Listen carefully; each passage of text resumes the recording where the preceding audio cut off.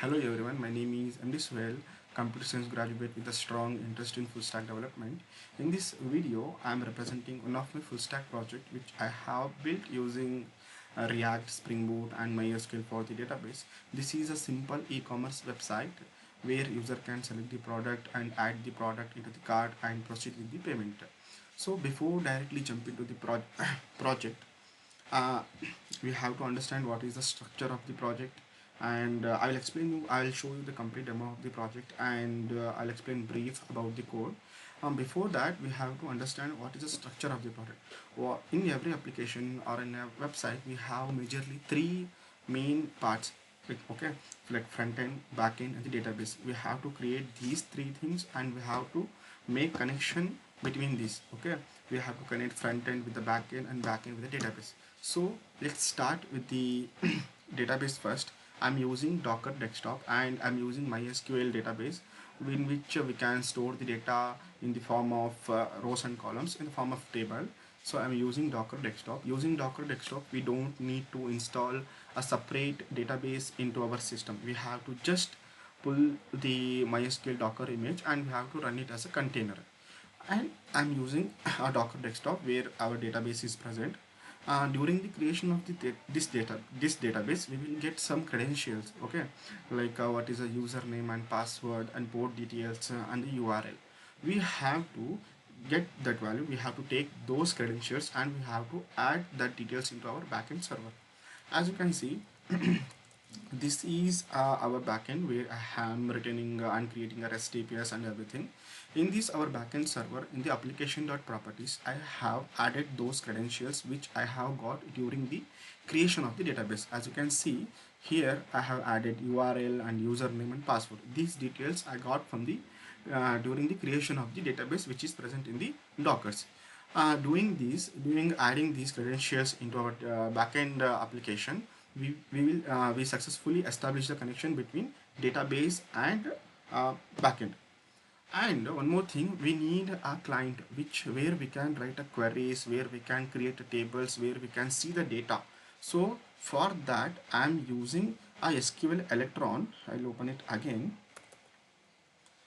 SQL Electron. This is a client which is present between the database and the backend application. Using this SQL Electron, it's provide a basic UI where we can write the queries and update the data and see the data and perform the many operation onto the data. So this is a database I have already created. I'll show you how I created the database. This is a database name and I'm using a database type as a MySQL, and here I added server details like what is the server address and the port and the username and password, everything which we have got during the creation of the database. By adding those details, we can connect with the database like this. So I think we are not started our database. Let's start the database first. Let's start the database. So it is starting. Let's turn off this and open it again. As you can see, our database is started. Now we connect with our database which is present in the Dockers. Let's wait.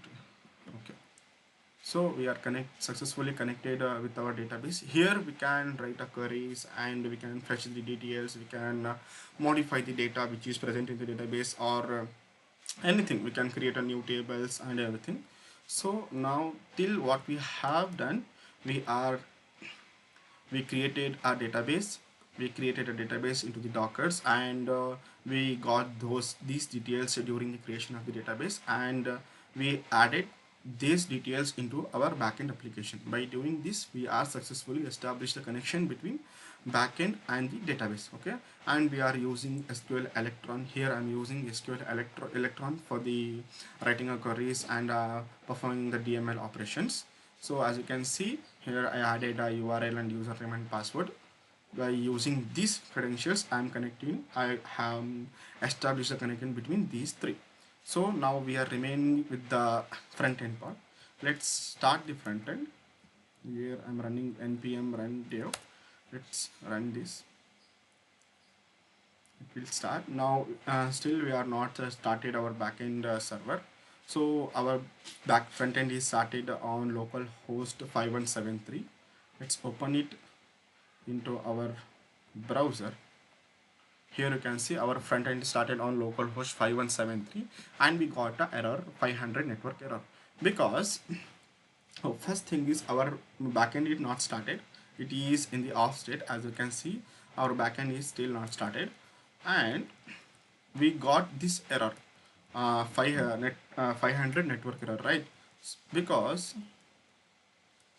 as you can see, whenever a request goes from front end to back end, a front end will take a certain amount of time. For example, where I am invoking, this is a landing page, okay? This is a landing page of our website. This is the home component of the complete e-commerce website. As you can see in the main.jsx, when this home component is rendering, there will be a particular loader function which will be executed. This is a loader function in the home component. When the home component is rendered, this particular loader function will be executed. In this loader function, I am created an API which is a get request which goes to the backend and fetch the products. But our front end is not started yet. So our front end is waited a certain amount of time. Backend, if backend does not send any response back to the front end, it will throw this 500 network error. Okay, now let's start the backend. This is our main in the application. We have in the Spring Boot, by seeing this annotation at Spring Boot application, it indicates that this is a main application. From here we have to start our database. Let's run this. So it will take 20 to 40 seconds because we are starting our backend on default profile, which will print the many logs into the console. As you can see in the console, we have many logs like database related logs and infos, everything like how it is connecting with the database, what are the JPA related logs. As you can see here, some are the database related logs and everything. So it will take time to start. As you can see in the application dot properties, I have mentioned spring.jpa.show SQL true because it is printing SQL queries. So our backend is started on local host 8080 port number. Okay, let's refresh this page again. Now we got the output. These are the product which I am getting from the database. I have written a logic to handle these request which will be in the backend side. This is a there is a REST API in the backend side which execute the logic and fetch the data from the backend from the database and return to the UI. Now you can see we are getting a data from the backend. Now we'll see how I connected our front end with the backend. Now you can see in the console our backend is running on localhost 8080. This is our backend server address. Now I have added those details into our environment variable. In the environment file, I have added this URL. This is a base URL of our backend server. In this 8080 port number, our backend is running. So whenever a request goes from front end to backend, that request will go to this path, this address. This is our backend. This is how I connected our front end and backend. As you can see in this here, so we are established connection using our base URL. Now whenever a front end request goes to the front end to back end, it will send a response. So we didn't got any 500 error, 500 network error. We got the product details.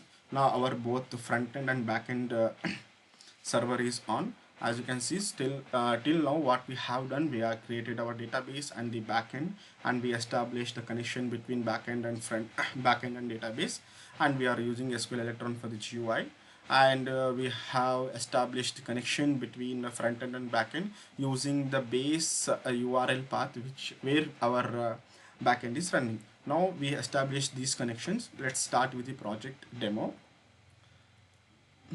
Let's start with the project demo. This is a simple landing page of our e-commerce website.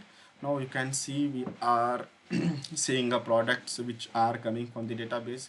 I here have some searching functionality like this. We can search, and we have here filtration functionality. We can set prices low to high and high to low, and here there is a about section where as a simple information about this e-commerce website.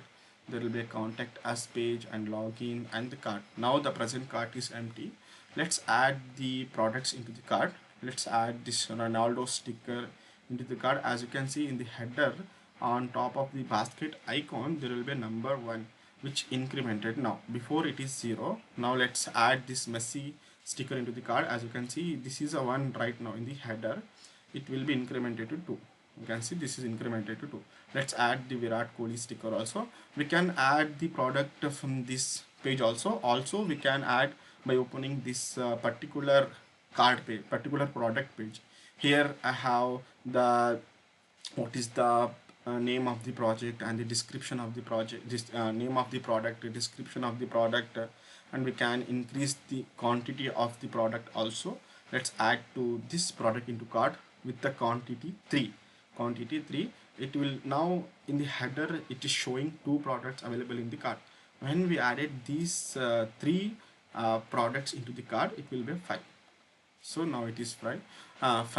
We can like here we have uh, zooming functionality also. This all those things are implemented using React and Tailwind CSS. Now we can see in our cart we have 3 different products with a different quantity. We can see the total price also. When we click this proceed to checkout button, we will redirect to the login page because we are not registered into this e-commerce application. First we have to register. Okay, now before registering into this e-commerce website, we have to see our customer table. In the customer table, I have already many records which I have done during the testing purpose. Now we will register as a, let's see, Messi. We will register in this website using a name Messi. This is a name, and we have to add email address messi@gmail.com and mobile number as the maximum mobile number limit is 10. Now set the password. I'm using a email as a password because I will tell you why I'm using a mobile number as a password. Let's register in into this website. So we are registered successfully. As you can see in the database, let's fetch the customer table. For this reason I'm using SQL Electron where we can see the data also. Let's open this customer table.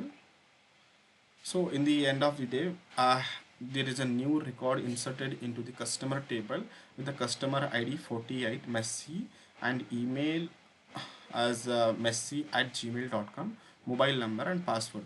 I have registered these credentials with the I'm using same email as a password because there in this password field you can see the password is converted into a hash value. Whenever a user registering during the registration process, the password is converted into a hash value. Even a database administration cannot see your password. This is a feature from the Spring Security. I am using a password encoder interface which converts the our password into a hash value. So we are registered into this website, or we are registered. Our registration is successful, and we got data here in the customer table. Let's log in. This is an email we have entered during the registration, and we have used the same email as a password. Let's log in.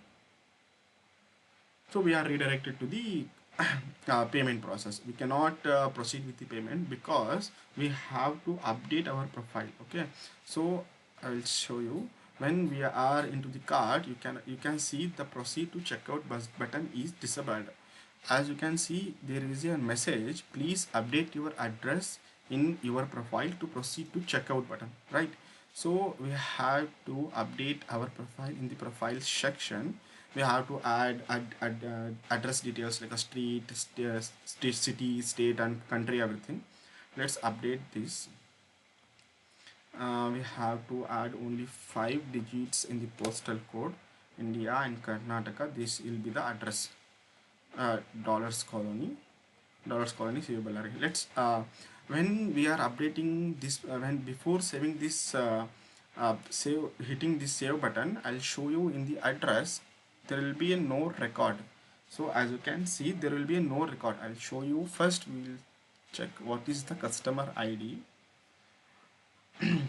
This is our customer ID 48. We have just registered using this for register into this website, and we got the customer ID as a 48. Now let's check in this address table. There is a person with a customer ID as a 48. Now you can see in the address table there is no person with the customer ID 48. Okay, no, there is a no records found with the customer ID 48.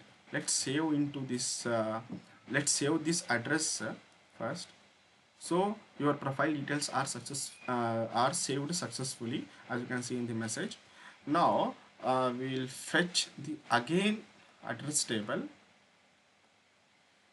So now you can see with the customer ID 48, we have a new record here, like a dollars colony, CB Ballari and everything. You can see created by messi@gmail.com. Now we just inserted this value. This is a put request goes to the backend. I'll show you. In the backend, you can see there is a controller class with the profile controller. Here I have profile controller. You can see in the profile controller there is a method which is update profile method. In this I have written a logic where I am sending a put request from the backend, from the front end. You can see in front end side also. Here is our front end. Here we have front end, right?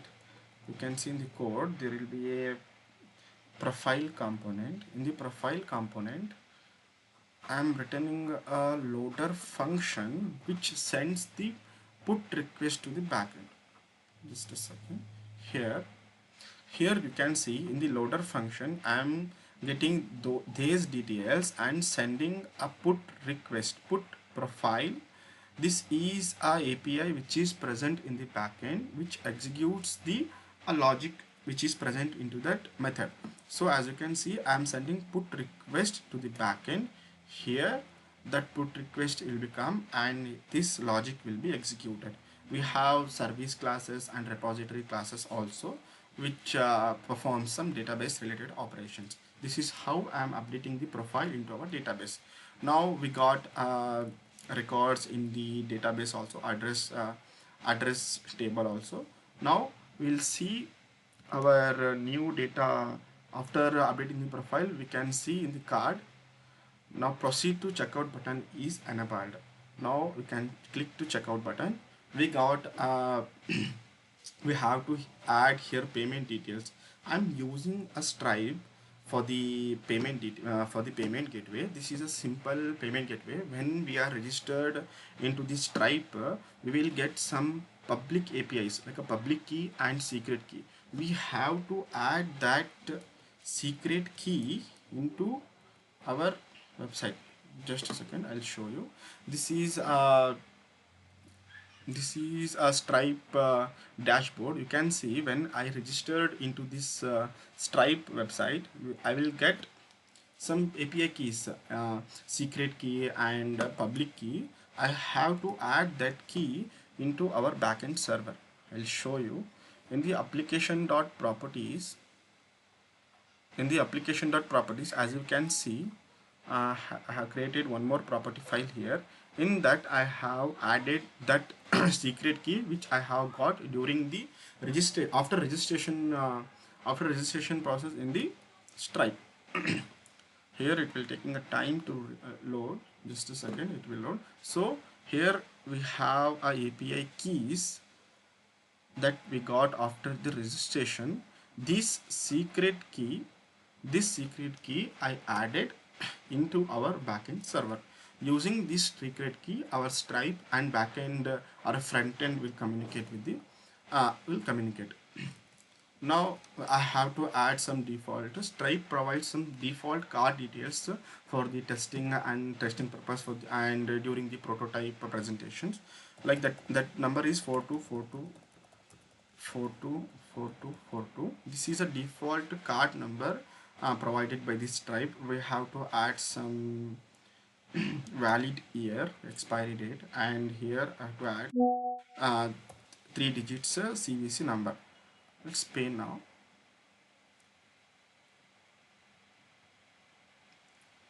Our payment successful. So our order is successfully placed. This is a complete flow of the website.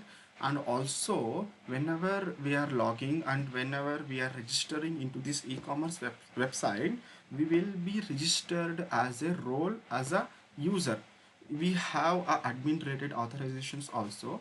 I will show you. During the registration, the user is defaultly assigned as a role as a user.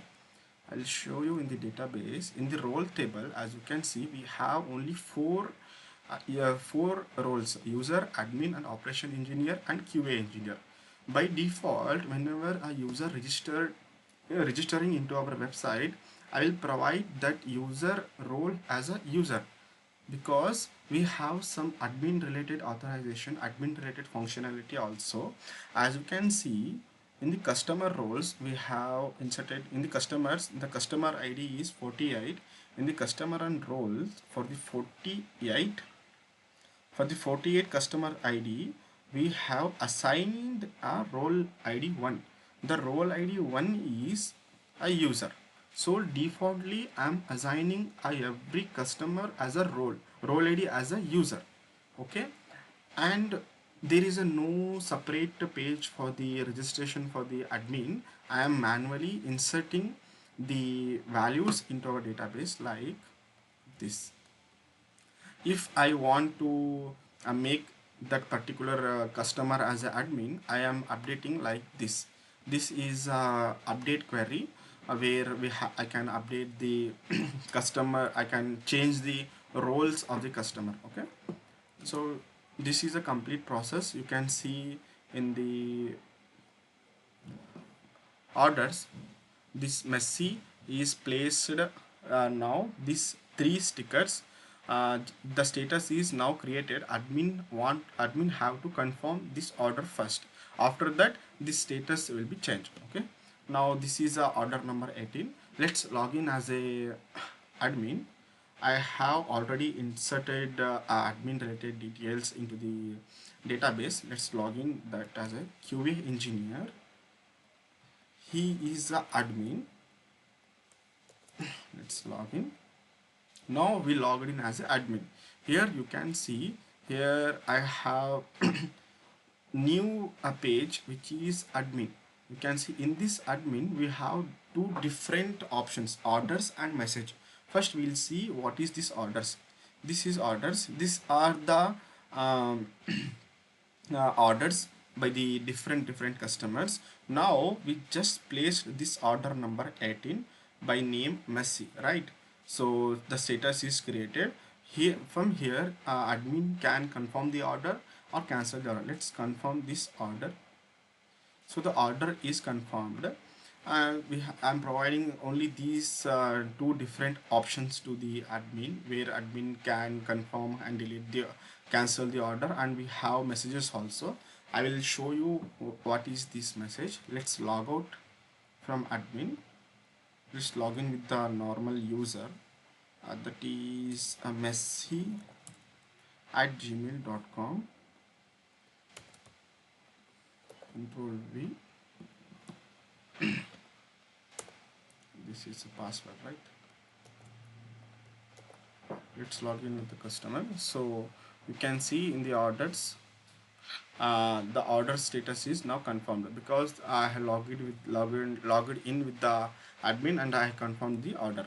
So this is a complete demo of the project, and also I have here contact us page where customer can reach out to the this e-commerce website management site. Okay, let's connect with them. In the database there will be a table with the customer with the contact. Here you can see there is a no uh, records found. I will send a message to the management site, like username as msc and email as msc at gmail.com and mobile number as a 8899665544. Now I'll send a message as a hello, I'm new user. As you can see in the contact table there is a no record with the name Messi. So let's submit. When we click the submit button there will be a post request goes to the backend. I will show you. In the front end there will be a contact component. In this contact component, first I will show you here, whenever this contact component is rendering, whenever a contact component is rendering, here the particular API particular loader function will be executed. Here you can see there is a contact component. Whenever this contact component is running, there will be two different functions. One is a action function, one is a loader function. These two functions will be executed. Let's see what is present in this loader function. So this is a contact as loader function. In this function, when users click the submit button, there will be a get there will be a post request. No, this is another request. So there will be a post request goes to the backend and save those details into the database. Let's submit this. Let's submit this.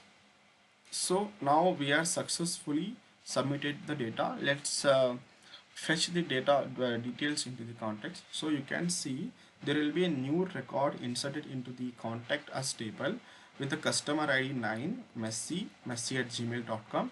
As you can see in the message, hello, I am new user. This is a contact related functionality, and I will log in as the admin. We are logged out successfully. Let's log in. QA engineer. Let's log in with the QA engineer, and admin can see those contact messages which got from the customers. Here I just sent a message with the email ID messi at gmail.com. Hello, I am from new user. After solving the customer problem, admin can close this status. Now you can see in the database, in the contact table, the status is open because admin did not solve the problem. After solving the problem of the customer, admin can close this message message. Now I'll fetch again a contact details. Here you can see the status is closed. These are the functionalities of this e-commerce website. And one more thing I forgot to mention in the beginning, I'm using Axios library here. I'm using Axios library because when backend responded, we have to convert that data into a JSON object. Whenever a front end request to the backend sends the response. That response we have to convert it into a JSON format. For that reason, I am using Axios library, which converts a response into a JSON format. Okay, and one more thing, for every REST API, for every request, we have to create the instance of the Axios library. So we may ended up writing with uh, hundred and thousands of REST APIs. So what I have done, I have created a separate folder. In that folder, I created an API client. In this, I am creating a instance of the Axios library using this create function, which is present in the JavaScript. By using, by creating this Whenever I'm sending a request, for example, I'm sending a request to the backend in the home component. Here I'm importing that API client. So we don't need to create instance of the access library on every request. We have just created in a separate folder and we are importing into the components. Okay, this is about the access library. Here you can see I am mentioning the timeout as a 10,000. As you can see, as we have seen in the first, before starting the database we are sended a request to the backend. Now we got that 500 500 network error. Because of this I can increase the time also.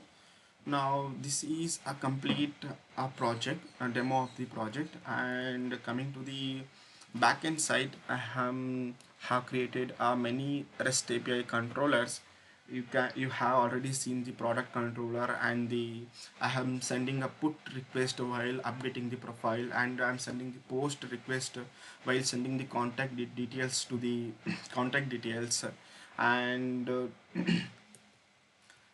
and we have in the front end side I'm using different hooks like a use state, use effect, and use memo, and the use loader functions and use form data and all those things.